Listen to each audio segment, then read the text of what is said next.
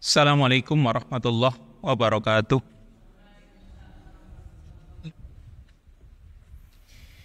Alhamdulillah. Alhamdulillahi rabbil alamin. Wassalatu wassalamu ala al-mab'usi rahmatan lil alamin. Nabiyyina Muhammadin wa ala alihi wa ashabihi wa man sara ala nahjihi wa ihtada bihadihi wa sanna bi sunnatihi ila yaumiddin. Allahumma anfa'na bima 'allamtana wa 'allimna ma yanfa'una wa zidna 'ilman. Allahumma la sahla illa ma ja'altahu sahla wa anta taj'alul hazna idza syi'ta sahla. Akhwati fid din, asanallahu jami'an. Ibu-ibu, akhwat sekalian yang dimuliakan oleh Allah, alhamdulillah. Pada kesempatan yang baik ini, Allah Subhanahu wa taala masih terus memberikan nikmat-Nya kepada kita, sehingga kita bisa bermajlis kembali, sama-sama mengkaji ayat-ayatnya dan juga hadis-hadis Rasulnya. Masih dari kitab Maraqil Izzah wa Muqawwamat As-Sa'adah, yaitu pembahasan tentang salamatul qalbi, tentang keselamatan hati atau selamatnya hati, yang renungan dari ayat yang ada dalam surat Asy-Syu'ara, ayat yang ke-88 dan 89. Allah Ta'ala berfirman, Yauma la yanfa'u malu wala banun illa man atallaha biqalbin salim. Di hari itu tidaklah bermanfaat harta dan juga anak-anak, illa man atallaha biqalbin salim, kecuali orang yang datang kepada Allah dengan hati yang selamat. Berarti di sini kaitannya dengan masalah hati. Hati itu memiliki peranan yang tinggi dalam diri manusia. Yang Rasul sallallahu alaihi wasallam menyamakan hati itu dengan raja. Nabi sallallahu alaihi wasallam mengibaratkan hati itu seperti raja. Sedangkan anggota tubuh yang lain disamakan dengan rakyatnya. Jadi jika hati itu istiqomah, maka anggota tubuh yang lain juga istiqomah. Karena hati itu ibarat raja tadi. Dia yang mengendalikan semua anggota tubuh yang ada, seperti raja mengendalikan rakyatnya. Jadi pandangan mata seseorang akan baik jika memang keadaan hatinya juga baik. Jadi pandangan kita selalu memandang yang baik, tidak pernah memandang kecuali yang baik, ya. Ini karena sebab hati juga baik, karena sebab hati istiqomah. Demikian pula tangan kita, ya, tangan akan menjadi baik dengan tidak mengambil atau tidak dijulurkan kecuali kepada kebaikan jika hati juga baik. Serta anggota tubuh yang lain termasuk kaki.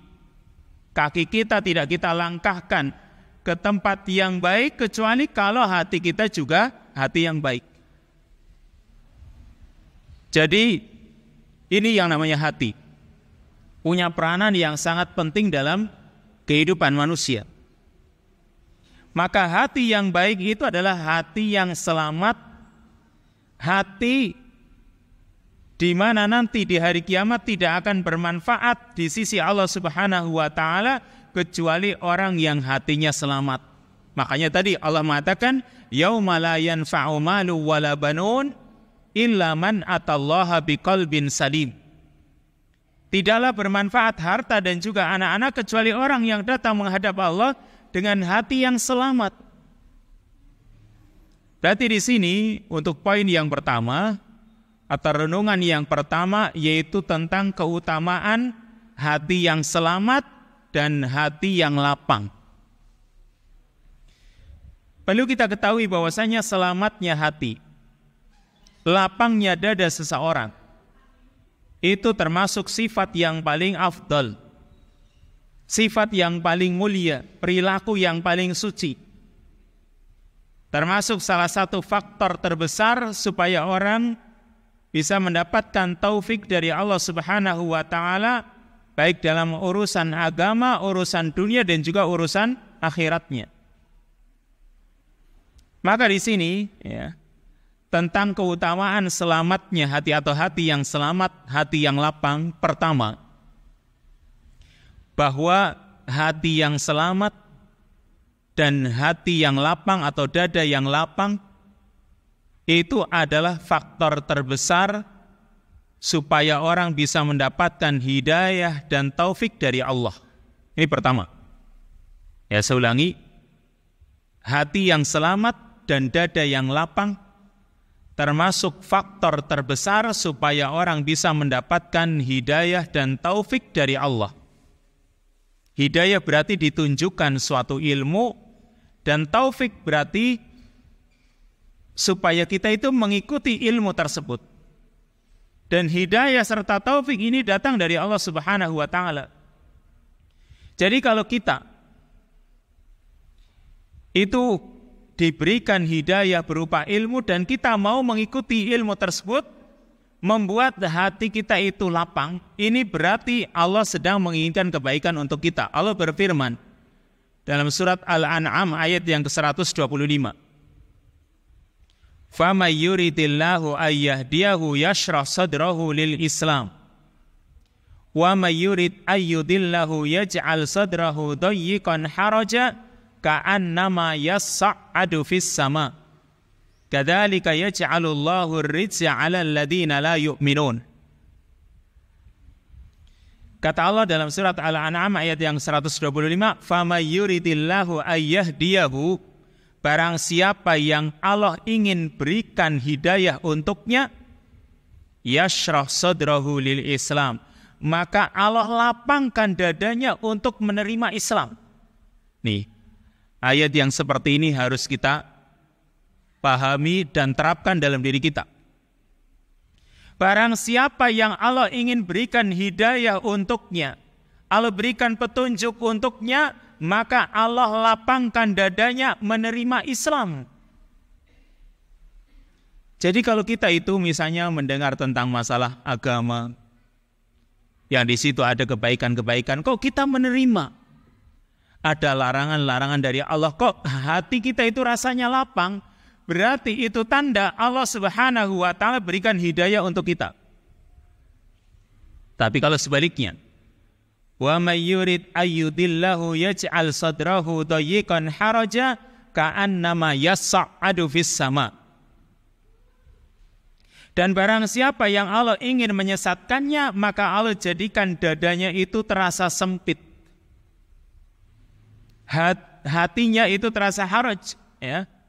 Sempit, ka'annama yas'adu fis sama, sempit dan sesak, seperti orang yang sedang mendaki naik ke langit. Kita ketahui berdasarkan pengetahuan para ilmuwan, semakin ke atas sana itu semakin ruang hampa udara, kan gitu. Nggak cocok oksigennya itu semakin berkurang ke sana, kan itu. Maka kalau orang terus naik ke atas, sebagaimana yang Allah katakan, dadanya itu serasa sesak, sempit. Nah sekarang kalau orang itu ketika menerima ajaran Islam, misalnya urusan-urusan yang berkaitan dengan wanita, ada larangan ini, ada larangan itu, ada perintah supaya ini, supaya itu, contoh sajalah yang gampang. Misalnya wanita disuruh menutup auratnya. Nah, hatinya lapang nggak coba? Kalau hatinya lapang, iya, ini perintah Allah, saya harus laksanakan. Kalau dia belum menerima, hatinya terasa sempit, dikhawatirkan wa may yurid ayyudillahu, barang siapa yang Allah sesatkan dia. Harusnya kita itu menerima, kan gitu. Insya Allah apa yang Allah perintahkan, karena di situ ada kebaikan untuk kita.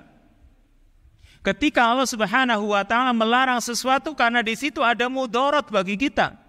Makanya kita itu harus sami'na wa ata'na, kan gitu. Ini orang yang kalau ada perintah, ada larangan, hatinya terasa lapang, ini berarti orang yang sedang Allah inginkan petunjuk untuknya. Jadi sekali lagi kita tanyakan pada diri kita masing-masing. Kalau ada ajaran Islam kok seperti diri kita dipersempit, diri kita itu seperti menolak, khawatirnya naudzubillah kita termasuk orang-orang yang Allah sesatkan. Harusnya kita berusaha. Meskipun kadang belum mampu, ya. Meskipun kadang masih berat, tetapi minimal yang penting berusaha untuk menjalankan. Semoga Allah Subhanahu wa taala berikan kemudahan dalam diri kita. Ini yang membedakan antara orang yang Allah berikan petunjuk, Allah inginkan kebaikan, dengan orang yang Allah ingin sesatkan. Dengan hatinya lapang, hatinya selamat. Ini supaya kita bisa mendapatkan petunjuk dari Allah, jadikan hati kita itu hati yang lapang. Kadzalika yaj'alullahu ar-rijsa 'alal ladzina la yu'minun. Demikianlah Allah Subhanahu wa taala menimpakan siksa kepada orang-orang yang tidak beriman. Ini ayat yang ke-125 dari surat Al-An'am. Lalu Allah juga menegaskan kembali dalam surat Az-Zumar ayat yang ke-22. Allah Subhanahu wa taala mengatakan, "Afaman syarahallahu sadrahu lil Islam fahuwa ala nurim min rabbih fawailul lil qasiyati qulubuhum min dzikrillah ulaika fi dhalalim mubin." Afaman syarahallahu sadrahu lil Islam, apakah orang yang Allah lapangkan dadanya, orang yang Allah bukakan hatinya untuk menerima Islam, fahuwa ala nurim min rabbih, yang dia berada di atas cahaya dari Rabb-nya. Maksudnya, apakah orang yang dilapangkan dadanya ini untuk menerima Islam sama dengan orang yang hatinya keras? Sama dengan orang yang hatinya membatu, tidak mau menerima ajaran Islam? Fawailul lil qasiyati qulubuhum min dzikrillah, maka kecelakaan besar bagi orang-orang yang hatinya keras membatu, min dzikrillah, untuk mengingat Allah. Ulaika fi dhalalim mubin, mereka itulah orang-orang yang berada dalam kesesatan yang nyata. Jadi ini yang pertama, keutamaan hati yang selamat dan dada yang lapang. Yaitu kalau hati kita selamat, dada kita itu lapang, Allah akan berikan hidayah. Ini orang yang pantas untuk diberikan hidayah. Karena apa? Hatinya itu lapang.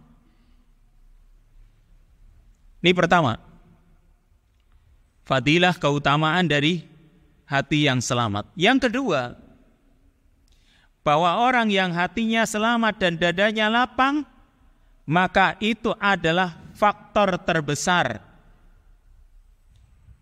di antara faktor supaya orang itu mendapatkan taufik dengan izin Allah untuk bisa ikhlas, untuk bisa menjauhi syirik dan maksiat, dan juga termasuk faktor terbesar untuk bisa bersyukur kepada Allah. Orang yang hatinya lapang itu supaya bisa ikhlas itu gampang.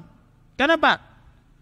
Hatinya lapang gitu, supaya ikhlas kepada Allah itu gampang. Coba dalam kehidupan sehari-hari. Kalau hati kita lapang, ada urusan-urusan apalagi misalnya yang berkaitan dengan harta, hati kita lapang, ya sudah. Kita memberi kepada orang pun dengan keikhlasan. Tapi kalau hati kita sempit, memberi untuk orang itu mikir-mikir.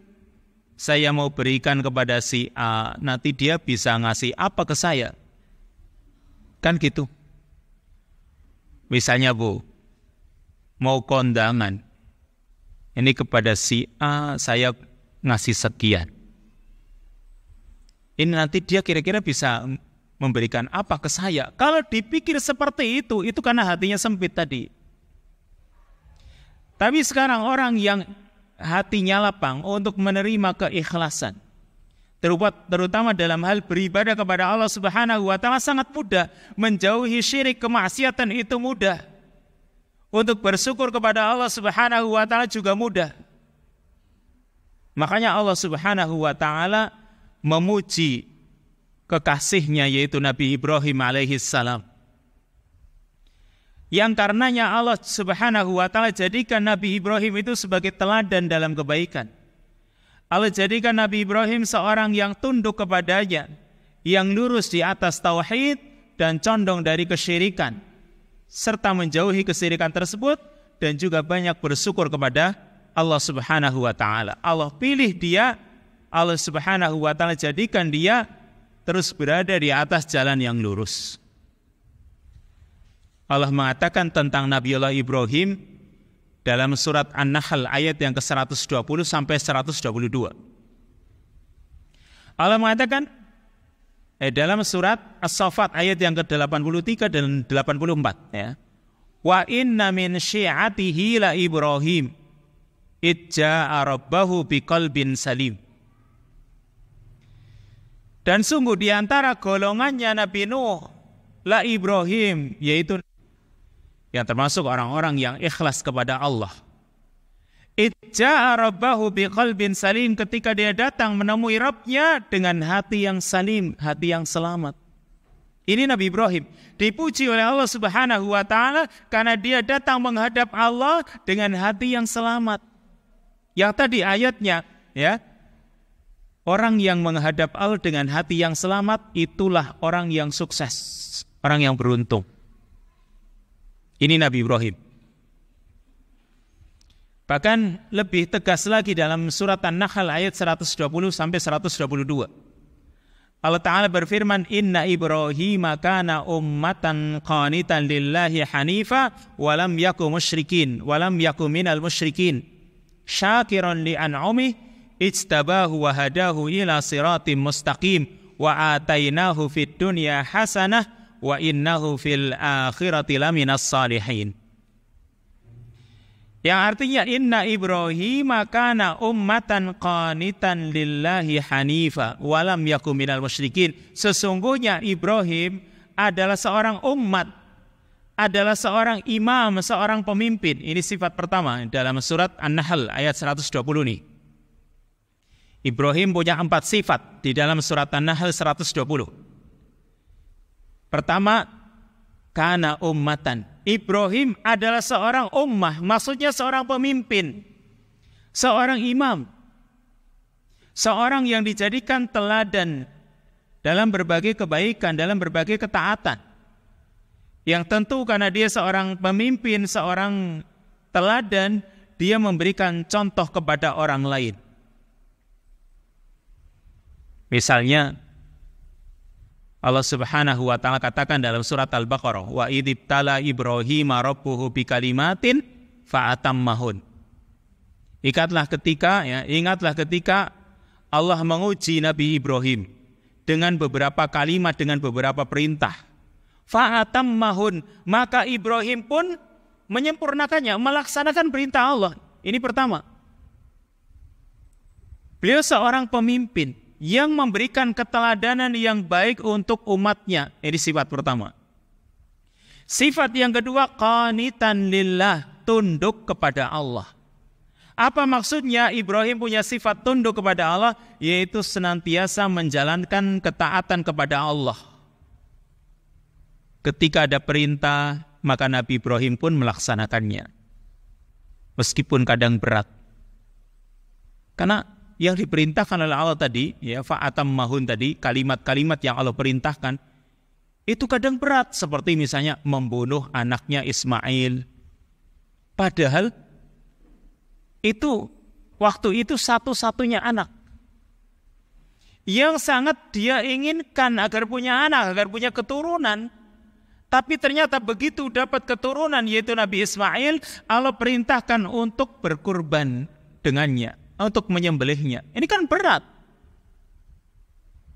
Atau ketika dia meninggalkan anak istrinya ini di Mekah, di daerah yang tidak ada tanaman-tanamannya, tidak ada tumbuhannya, adanya bebatuan. Tapi karena ini perintah Allah, maka dia laksanakan. Demikian pula juga dalam hal meninggalkan larangan-larangan Allah, maka ini namanya tunduk. Ini sifat yang kedua, qanitan lillah. Sifat yang ketiga, hanifan.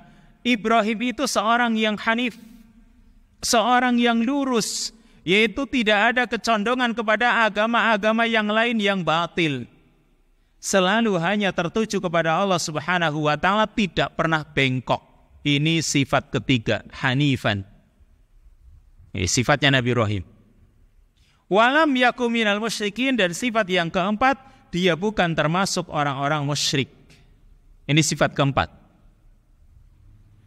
Yang berarti kalau dia bukan orang-orang yang musyrik, dia selalu ikhlas hanya untuk Allah Subhanahu wa taala. Bahkan masih ditambah lagi di ayat berikutnya, ayat 121, syakiran li an'umi. Dia juga bersyukur terhadap nikmat-nikmat Allah. Ijtabahu wa hadahu ila siratin mustaqim. Maka Allah memilihnya dan Allah berikan hidayah untuknya ke jalan yang lurus ini. Karena sebab Nabi Ibrahim itu punya 5 sifat tadi. Seorang pemimpin, yang kedua tunduk, yang ketiga lurus, yang keempat bukan termasuk orang musyrik, yang kelima dia senantiasa bersyukur atas nikmat Allah. Nah, karena sebab sifat-sifat ini, maka Allah berikan petunjuk kepada beliau ke jalan yang lurus. Ini karena hatinya lapang menerima ajaran Allah, sehingga diberikan taufik oleh Allah Subhanahu wa taala supaya memiliki jiwa ikhlas. Wa atainahu fid dunya hasanatan wa innahu fil akhirati laminas shalihin, dan kami telah berikan kepadanya di dunia kebaikan dan sungguh dia di akhirat termasuk orang-orang yang saleh. Ini Nabi Ibrahim alaihissalam, yang semoga kita dikumpulkan oleh Allah Subhanahu wa taala bersama beliau. Ini Nabi yang mulia. Karena ternyata hatinya lapang gitu.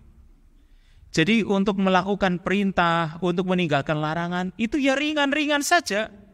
Karena hatinya memang ikhlas. Dan kenapa ikhlas? Karena hatinya itu lapang. Ini pentingnya. Yang ketiga, di antara keutamaan hati yang selamat dan dada yang lapang, yaitu bahwa hati yang selamat dan dada yang lapang ini termasuk sifat-sifat para nabi alaihimussalatu wassalam yang khusus untuk mereka. Jadi ini sifat-sifat khususnya para nabi dan para rasul. Ini adalah cita-cita yang terbesar, anugerah yang Allah yang paling besar yang Allah berikan kepada manusia. Juga tadi mensifati Nabi Ibrahim alaihissalam. Wa inna min syi'atihi la Ibrahim idja'a rabbahu biqalbin salim. Ketika dia datang kepada Rabbnya, menghadap Allah dengan hati yang salim, hati yang selamat. Makanya sampai Nabi Musa alaihissalam itu mohon kepada Allah. Supaya apa? Supaya dijadikan oleh Allah hatinya lapang. Doanya Nabi Ibrahim apa? Doanya Nabi Musa, Rabbi shrahli sadri wa yassirli amri wahlul 'uqdatam min lisani yafqahu qawli. Tapi kalimat yang depan dari doanya Nabi Musa ini, Rabbi shrahli sadri, wahai Rabbku lapangkan untukku dadaku, lapangkan hatiku untuk menerima perintah-perintahmu ya Allah. Yang berarti di sini Allah Subhanahu wa taala memuji Nabi Musa alaihissalam. Serta Allah juga mengungkapkan nikmat yang Allah berikan kepada Nabi kita Muhammad sallallahu alaihi wasallam. Allah mengatakan, alam nashrah laka sadrak, bukankah kami telah melapangkan untukmu dadamu wahai Muhammad? Ini karena Allah Subhanahu wa taala lapangkan dadanya untuk menerima Islam pun mudah gitu. Dan ini sebuah kenikmatan yang besar. Ini tadi contoh para nabi, para rasul. Nah sekarang, bagaimana contoh dari orang-orang yang beriman dari kalangan umatnya Nabi SAW, yaitu Allah Subhanahu wa taala memuji para sahabat Nabi dari kalangan Ansor. yang mereka punya hati yang lapang. Ya, mereka itu bukan orang yang bakhil. Kalau sudah benar-benar cinta karena Allah, itu mereka benar-benar mau berjuang. Ini kelompok Ansar. Allah mengatakan tentang orang-orang Ansar dalam surat Al-Hasyr ayat yang ke-9. Walladzina tabawwa'ud dara wal imana min qablihim yuhibbuna man hajara ilaihim wa la yajiduna fi sudurihim hajatan mimma utu wa yu'siruna ala anfusihim walau kana bihim khassasah wa may yuqa syuhha nafsihi fa ulaika humul muflihun. Allah mengatakan walladzina tabawwa'ud dara wal iman, dan orang-orang yang telah menempati negeri itu, yaitu negeri Madinah. Wal iman, dan juga beriman. Karena banyak juga yang menempati kota Madinah tapi mereka tidak beriman. Ini Allah sedang memuji orang-orang dari kalangan Ansar yang mereka adalah orang-orang yang menempati negeri Madinah lalu mereka beriman. Ya, mereka beriman, yuhibbuna man hajara ilaihim, mereka juga mencintai orang-orang yang hijrah kepada mereka. Ini hatinya orang-orang Ansar. Karena menerima ajaran Allah,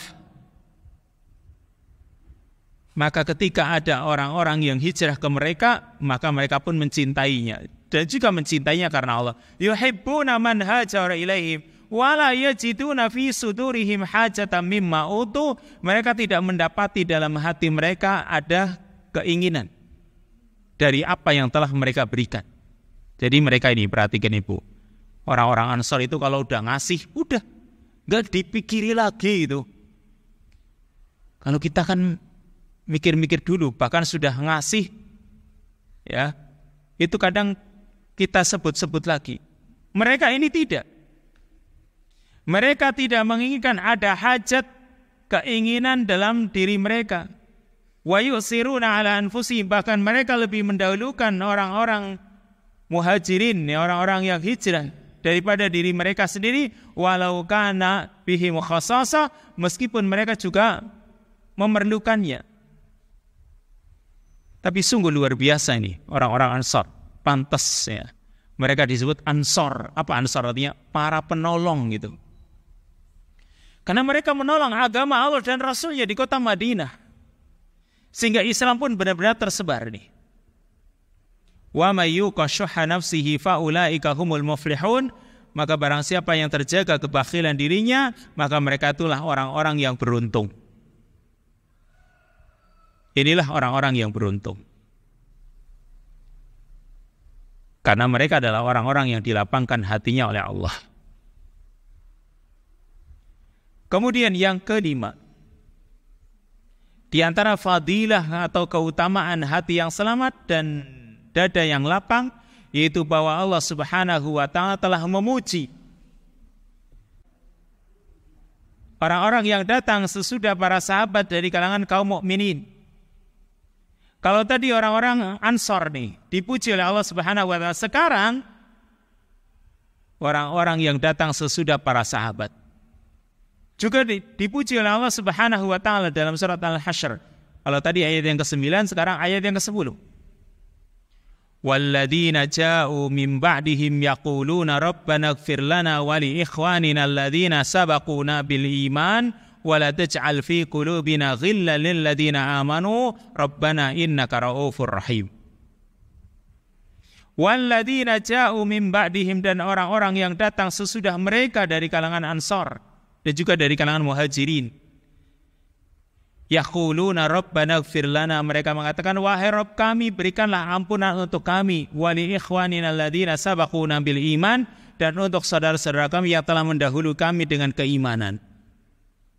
Wa la taj'al fi qulubina ghillan lil ladzina amanu, dan jangan engkau jadikan di dalam hati kami kedengkian kepada orang-orang yang beriman. Rabbana innaka ra'ufur rahim, wahai Rabb kami, sungguhnya engkau maha penyayang, maha belas kasihan lagi maha penyayang, atau maha penyayang, maha pengasih lagi maha penyayang.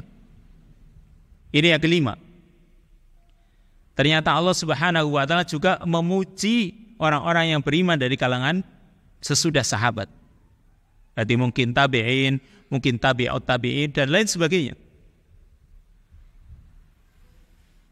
Ini karena sebab mereka memiliki hati yang lapang.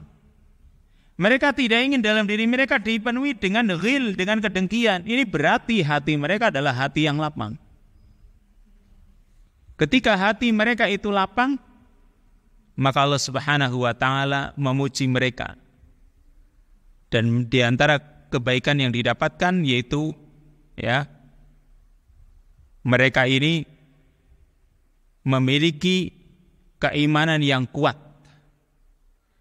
sehingga dalam menghadapi berbagai macam problem dalam hidup karena hatinya lapang dimudahkan oleh Allah Subhanahu wa taala. Yang keenam, di antara fadilah hati yang selamat dan dada yang lapang, yang keenam, annahu sababun li salamatil qalbi ala jami'il muslimin hukaman wa mahkumin.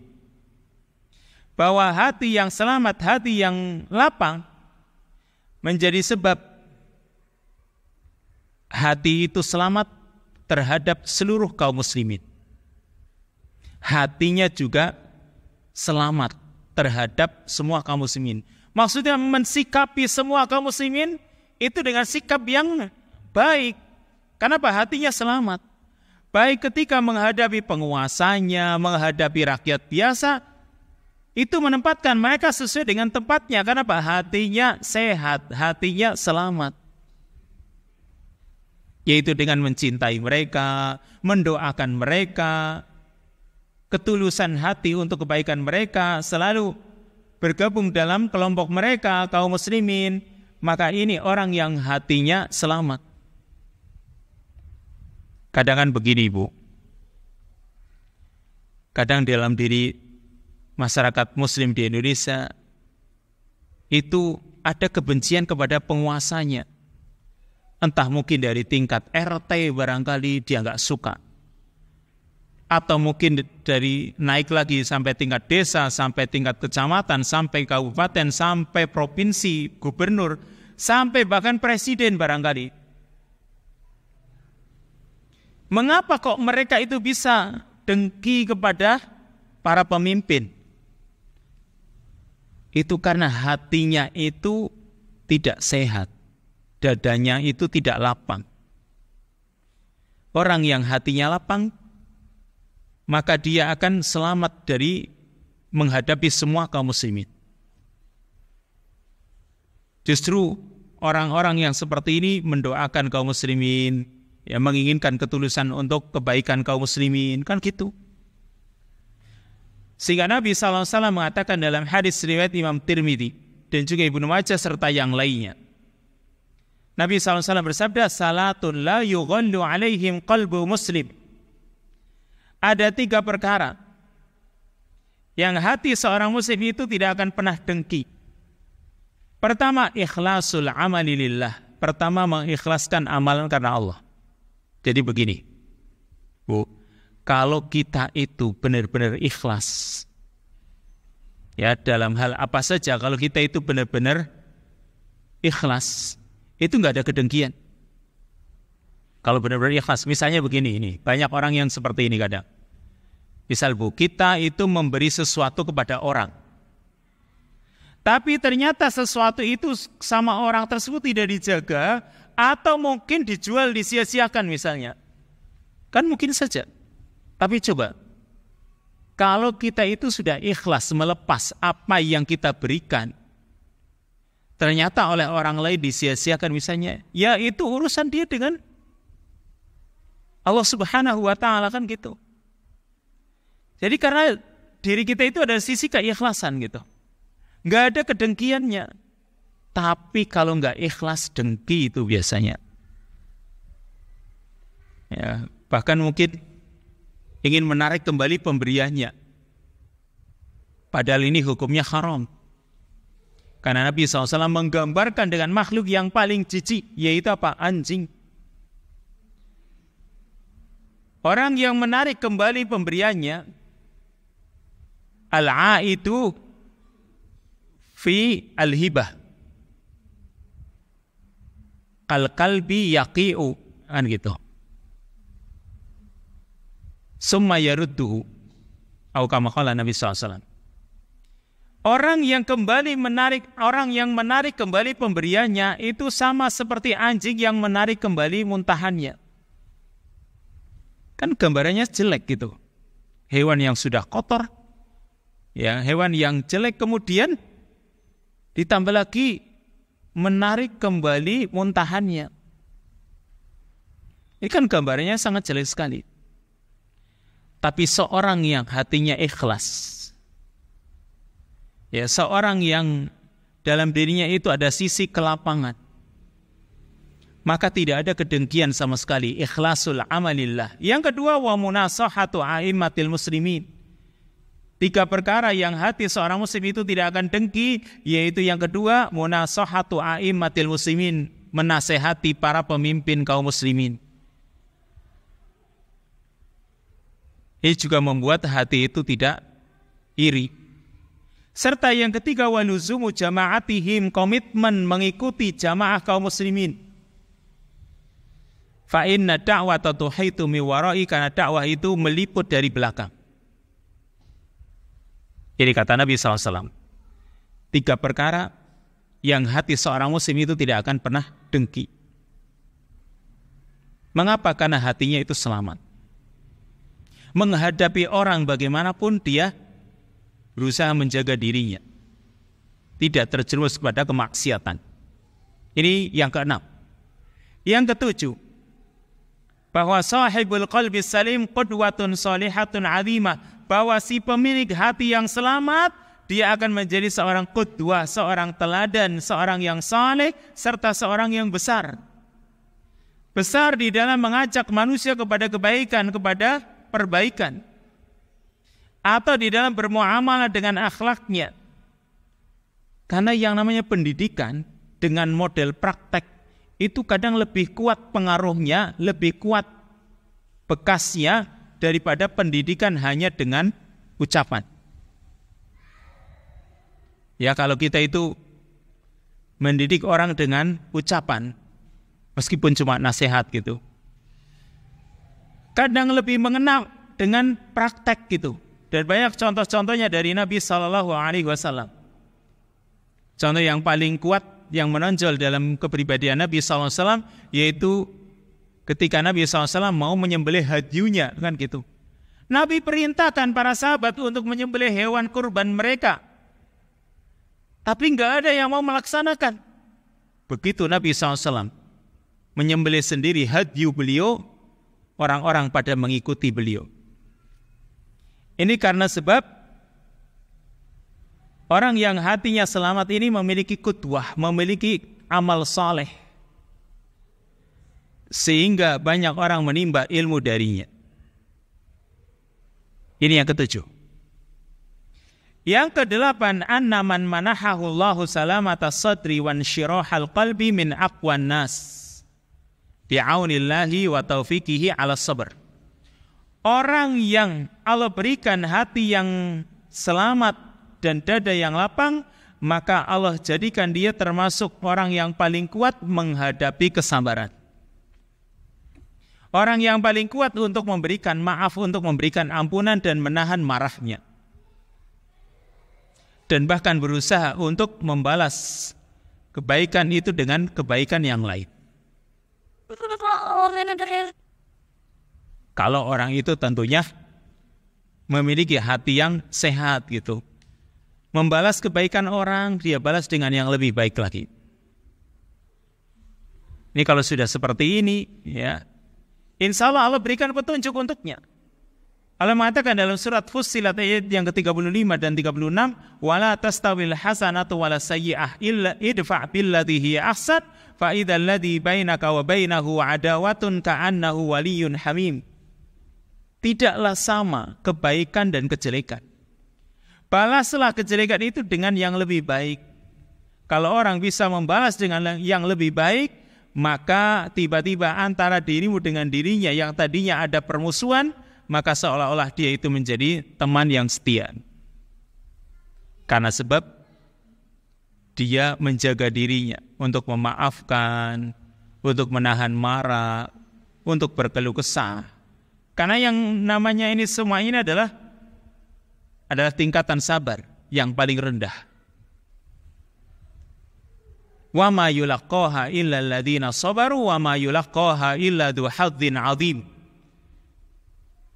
Dan hal itu tidak diberikan kecuali kepada orang-orang yang bersabar, dan juga tidak diberikan kecuali kepada orang-orang yang memiliki keberuntungan yang besar.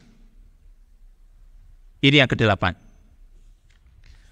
Orang yang hatinya selamat dan dadanya lapang, maka akan menjadikan Allah Subhanahu wa ta'ala berikan taufik untuknya untuk menghadapi kesabaran. Lanjut yang ke-9. Anna dzalika sababun lis-salamati minal adawa wal baghdha wasyahna wal hiqd wal hasad wa su'id dzan wa ghairi dzalika min amradil qulub. Yang ke-9, bahwa hal itu menjadi sebab orang itu selamat dari berbagai permusuhan, dari berbagai kebencian, kedengkian, hasad, su'udzon, dan yang lainnya, yang itu semua adalah termasuk penyakit-penyakit hati. Ini penyakit hati ini yang harus segera disembuhkan. Maka kalau orang itu dia memiliki hati yang selamat, insya Allah sembuhkan dari penyakit-penyakit, bahkan penyakit-penyakit fisik sekalipun. Tapi terutama adalah penyakit hati ini.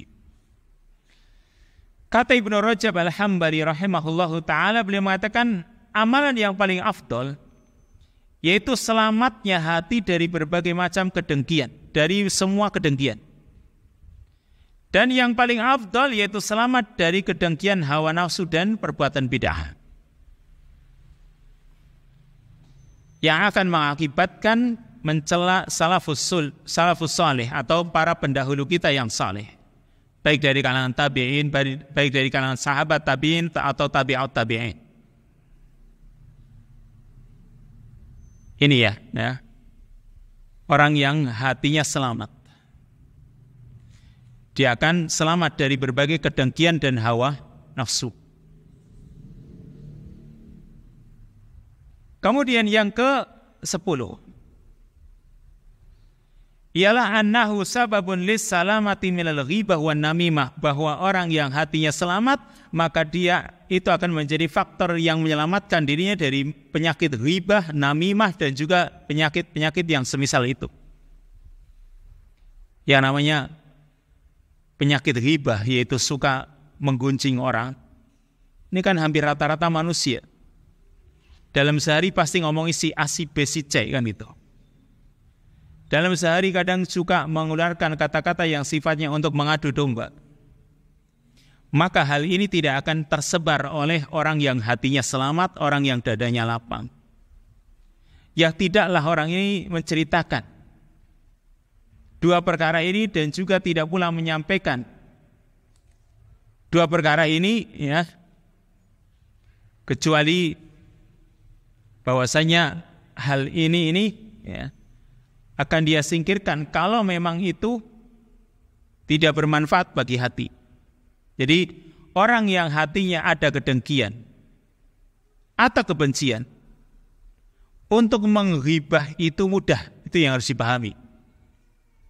Orang yang dalam hatinya ada kedengkian atau kebencian kepada kaum muslimin, maka untuk menghibah itu sangat mudah. Loh, sekarang orang gak suka, udah dia bicarakan orang tersebut. Yang dibicarakan apanya? Kejelekannya. Yang dibicarakan itu orangnya pasti gak suka, dan itu namanya ghibah. Kenapa kau bisa menghibah? Karena hatinya itu gak selamat, karena dadanya itu gak lapang gitu. Dan ini memang manusiawi gitu kan ya, perkara yang manusiawi. Ketika gak suka, mesti dijelek-jelekan, karena hatinya gak selamat. Coba yang banyak terjadi ketika misalnya suami istri itu terjadi qadarullah perceraian, itu pasti seringnya istri di dalam komunitasnya menyebutkan kejelekan bekas suaminya. Laki-laki juga sama, dia menyebutkan kejelekan bekas istrinya. Itu karena dalam hati mereka itu tidak ada sisi kelapangan. Kalau orang yang hatinya lapang akan bersih dari dosa ghibah, namimah dan lainnya. Tapi kalau hatinya itu ada kebencian, kedengkian, sekali lagi untuk menghibah orang itu akan mudah. Ini yang ke-10. Yang ke-11, ini ada 15 ya. Yang ke-11. Anna dzalika min alamati wa dalail husniddin. Bahwa orang yang hatinya selamat, dadanya lapang, itu adalah termasuk tanda-tanda dan bukti kalau agamanya itu baik. Ini salah satu indikasi, salah satu dalil bahwasanya agamanya orang ini baik. Karena dia berpegang dengan urwatul wusqa, dengan tali yang kokoh. Sebagaimana yang Allah firmankan dalam surat An-Nisa ayat yang ke-125, "Wa man ahsanu dina mimman aslama wajhahu lillahi wa huwa muhsin." Dan siapakah yang lebih baik agamanya dibanding orang yang telah menyerahkan wajahnya kepada Allah, wa huwa muhsin, dan dia dalam keadaan berbuat baik.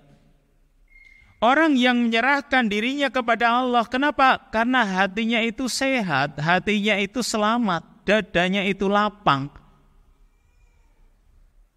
Maka karena hatinya selamat, untuk orang itu menjalankan agama dengan baik sangat mudah. Jadi inilah tanda orang yang agamanya baik. Karena dia benar-benar tunduk kepada Allah Subhanahu wa ta'ala, karena hatinya lapang tadi. Allah juga mengatakan dalam surat Luqman ayat yang ke-22, "Wa may yuslim wajhahu ila Allahi wa huwa muhsin faqad istamsaka bil urwatil wuthqa." Barang siapa yang menyerahkan wajahnya kepada Allah dan dia berbuat baik, maka sungguh dia telah berpegang teguh dengan tali yang kokoh. Jadi kata Allah Subhanahu wa ta'ala, orang yang hatinya lapang itu tanda kalau agamanya itu baik. Maksudnya ini salah satu tanda. Mungkin saja kadang orang yang bisa saja dalam hatinya lapang, tapi ternyata agama mungkin juga belum baik karena nggak sinkron. Kemudian juga diceritakan oleh Sufyan bin Dinar. Sufyan bin Dinar bertanya kepada Abu Bishr, "Akhbirni an a'mali man kana qablana." Kata Sufyan bin Dinar kepada Abu Bishr, "Tolong beritahukan kepadaku tentang amalan-amalan orang-orang sebelum kita." Ini dari kalangan tabi'ut tabi'in ini. Ingin bertanya tentang orang-orang sebelum mereka, yaitu dari kalangan sahabat atau kalangan tabi'in. Maka Abu Bishr menjawab, "Kanu ya'maluna yasiran wa yu'jaruna katsiran." Mereka orang-orang dahulu, para salafus salih, mereka amalannya dikit tapi pahalanya besar, pahalanya banyak. Ini para ulama atau para salafus salih, amalannya dikit mereka, tapi pahalanya besar. Lalu Sufyan pun bertanya lagi, "Wali madak?" Kenapa hal itu? Qala Abu Bishr, maka Abu Bishr menjawab, "As-salamatu suduruhum li salamati sudurihim." Itu karena hati mereka selamat gitu. Menjadikan amalannya dikit tapi pahalanya banyak, dan itu yang kita inginkan harusnya. Kan kita ingin agar amalan kita itu ringan tapi pahalanya berat di sisi Allah. Yang tentunya usahanya adalah buat hatinya itu hati yang lapang, hati yang selamat.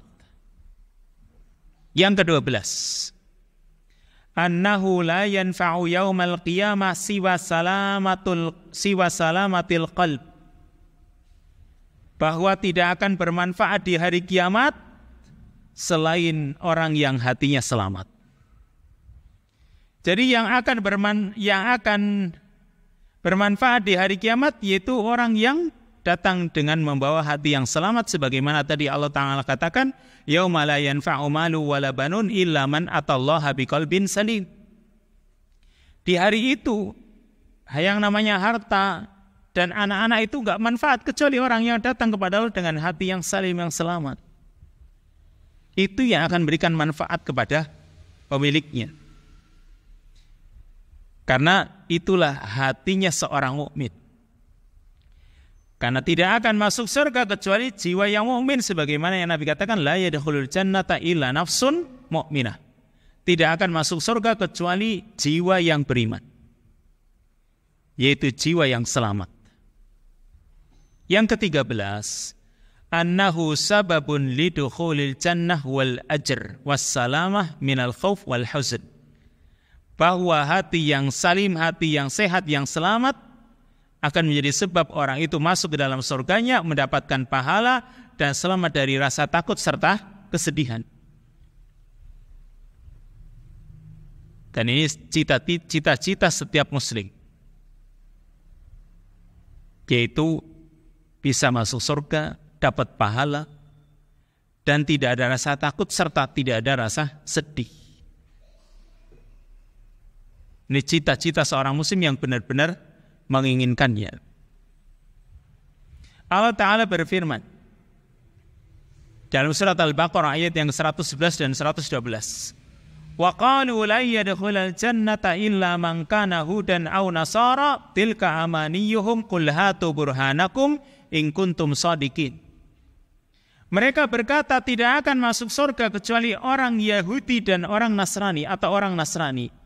Maka Allah bantah mereka, tilka amaniyuhum, itu cuma angan-angan mereka. Qul hatu burhanakum, katakan ambil bukti kalian, in kuntum shadiqin, jika kalian adalah orang-orang yang benar. Lalu Allah melanjutkan, bala man aslama wajhahu lillahi wa huwa muhsin falahu ajruhu 'inda rabbih wala khaufun 'alaihim wala hum yahzanun. Bahkan orang yang menghadapkan wajahnya kepada Allah dan dia berbuat baik, maka sungguh dia akan mendapatkan pahala di sisi Allah dan tidak ada rasa takut dalam diri mereka serta tidak pula mereka bersedih. Jadi ini yang ke-13. Langsung poin ujungnya, yaitu kalau orang hatinya sehat, hatinya selamat, dadanya lapang, maka orang itu akan mendapatkan tiket masuk surga dan selamat dari hal-hal yang akan ditakutkannya. Makanya Nabi SAW mengatakan, la tadkhulul jannata hatta tu'minu wa la tu'minu hatta tahabbu. Kalian tidak akan masuk surga sehingga kalian beriman, dan kalian tidak akan beriman sehingga kalian saling mencintai. Karena hatinya lapang ini. Apalagi kalau bisa masuk ke dalam golongan orang yang masuk surga tanpa hisab, atau pertama masuk surga melewati sirat. Kata Nabi SAW, awwalu zumratin tadkhulul jannah ala suratil qamar lailatul badr. Kata Nabi SAW, kelompok pertama yang masuk surga ala suratil qamar, seperti gambar qamar, bulan, ya, seperti bentuk bulan gitu. Mungkin dari segi cahayanya dan lain sebagainya ini.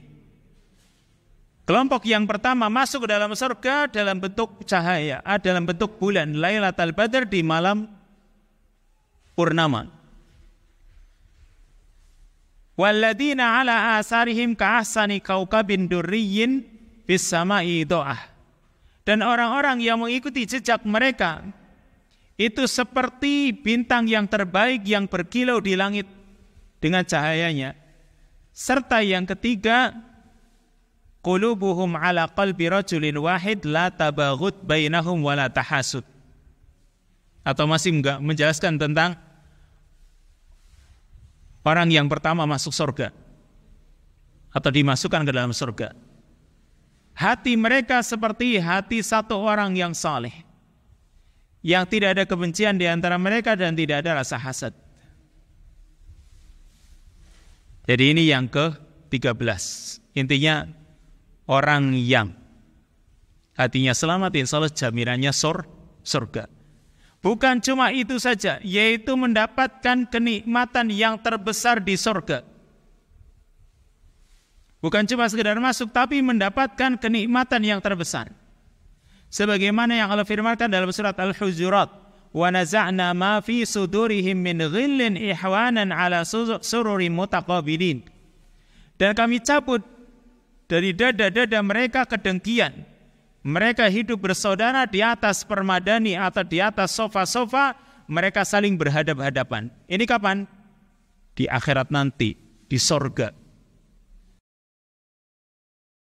Perhatikan Bu ya, kalau di sorga itu enggak ada pekerjaan seperti sekarang di dunia. Kalau di dunia sudah kenikmatannya pasti ada sisi kekurangannya, dan kita masih terus bekerja, berusaha kan gitu ya. Misalnya dapat nikmat, kita itu harus menjaganya terus. Ya, kita harus menjaga, capek kan gitu. Usaha terus. Dan cuma sebentar lagi yang didapatkan. Tapi nanti di akhirat tidak. Di akhirat itu kenikmatannya abadi. Bahkan di sini nanti mereka itu pekerjaannya cuma duduk-duduk, melihat keindahan, dan nggak ada pekerjaan sudah. Tinggal kesenangan apa dituruti semuanya. Itu kan kenikmatan surga. Nggak ada kekurangannya, nggak ada orang itu ngiler. Ya, kalau sekarang baru ngaji sudah ngantuk sampai tidur ngiler kan ini. Ada sisi kekurangannya, tapi kalau di surga nanti nggak ada kekurangannya sedikit pun, semuanya kenikmatan. Makanya pantas kerjaannya nanti Bu, kalau di surga itu cuma duduk-duduk doang, ngobrol gitu. Nah kalau sekarang panjenengan pun ngobrol, suami panjenengan marah-marah. Kerjaan cuma ngobrol sama tetangga, ngapain kan gitu. Itu di dunia. Makanya kalau pengen ngobrol lama nanti Bu, di surga. Dan Allah hilangkan kedengkian dalam hati penduduk surga. Sehingga mereka pun mengatakan alhamdulillahilladzi hadana lihada wa ma kunna linahtadiya laula an hadanallah. Ini siapa yang akan mendapatkan kenikmatan surga? Orang yang hatinya selamat, orang yang dadanya lapang tadi, menerima Islam gitu. Jadi harus dipahami dari awal tadi, dadanya lapang maksudnya apa? Lapang menerima Islam, menerima perintah Allah ya, dan larangannya. Perintah untuk dijalankan, larangan untuk ditinggalkan. Fadilahnya yang ke-14 tadi, orang akan mendapatkan kenikmatan terbesar di surga. Yang terakhir, yang ke-15, anna man kana salimal qalbi munsyarihus sadri ya'ishu fi jannatin wa sa'adah wa na'imin fid dunya qabla al-akhirah. Bahwa orang yang hatinya selamat, dadanya lapang, maka di dunia saja dia hidup seperti di surga. Dia mendapatkan kebahagiaan dan kenikmatan di dunia sebelum akhirat. Ini. Apalagi nanti di akhirat lebih-lebih kan itu. Di dunia saja dia hatinya lapang, itu seperti di surga. Kenapa? Dia lebih mendahulukan perintah Allah, lebih dia dahulukan tuntutan dari Allah Subhanahu wa taala. Maka kan kalau hatinya lapang sudah menghadapi hidup ini yang sebentar seperti dia sudah berada di surga. Kata Ibnu Al-Qayyim Al-Jauziyah, al-qalbus salim fi jannatin mu'ajjalatin fid dunya wa fi jannatin fil barzah wa fi jannatin yaumal ma'ad. Kata Ibnu Al-Qayyim, hati yang salim, hati yang selamat, itu dia di surga yang mu'ajjalah, disegerakan kapan? Di dunia. Lalu nanti fi jannatin fil barzah, dia juga di surga di alam kuburnya, serta fi jannatin yaumal ma'ad, juga di surga di hari kiamat, di hari pembalasan. Jadi ini orang yang hatinya selamat, di dunia dia seperti di surga, di alam kuburnya jelas dia juga akan mendapatkan kenikmatan kubur, nanti di akhirat juga berada di dalam surga betulan. Dikatakan maka ini tidak akan didapatkan kecuali orang yang Allah anugerahkan untuknya hati yang selamat, dada yang lapang. Maka semoga Allah Subhanahu wa taala memberikan kepada kita karunia berupa hati kita itu lapang menerima ajaran Islam. Ya, hati kita itu selamat dari kesyirikan, dari kekafiran, dari berbagai macam dosa, terutama tadi kedengkian, kebencian, permusuhan. Nah, itu kita jaga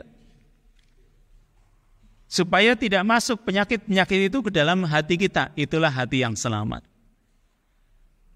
Maka pembahasan poin yang kedua insya Allah kita lanjutkan pada kesempatan yang akan datang, yaitu tentang faktor-faktor yang bisa menjadikan hati selamat dan dada lapang. Apa faktor-faktor yang bisa menjadikan hati kita itu selamat? Insya Allah ini pembahasan untuk yang akan datang biidznillah ta'ala. Wassallallahu wasallam ala nabiyina Muhammad wa ala alihi wa sahbihi ajma'in. Subhanakallahumma wa bihamdika asyhadu an la ilaha illa anta astaghfiruka wa atubu ilaik. Wassalamualaikum warahmatullahi wabarakatuh.